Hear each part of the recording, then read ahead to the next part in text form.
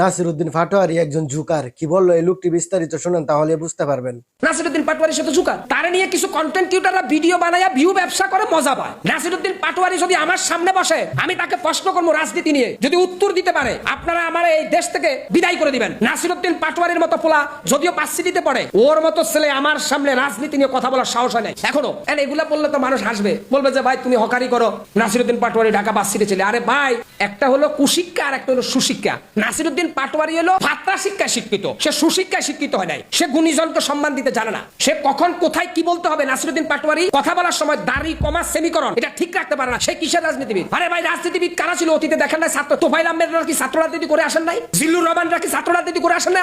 অনেক বড় বড় বর্ষিয়ান রাজনীতিবিদরা বাংলাদেশে কি ছাত্র জীবন থেকে রাজনীতি করেন নাই? নাসিরউদ্দিন পাটোয়ারি যেটা করলেন ঢাকা 8-এ আইসা, পুরা বাংলাদেশের চোখ নাসিরউদ্দিন পাটোয়ারির দিকে চলে গেছে। কারণ ও কি করতে চায় মানুষ সেটাই দেখতে চাচ্ছে। এক ধরনের লোক আছে তালি দিচ্ছে, হ্যাঁ ঠিকই আছে, মির্জা আব্বাসকে বাস দিতেছে, কিন্তু আসলে সে মির্জা আব্বাসকে বাস দিয়ে নাই। নাসিরউদ্দিন পাটোয়ারি রাজনীতিটাকে কলঙ্কিত করলো। অতএব আমি মনে করি বাংলাদেশে যারা আগামী দিনে রাজনীতি নেতৃত্ব দিবেন, নাসিরউদ্দিন পাটোয়ারির মতো লোকগুলাকে অন্তত রাজনীতির মাঠে আপনারা আনবেন।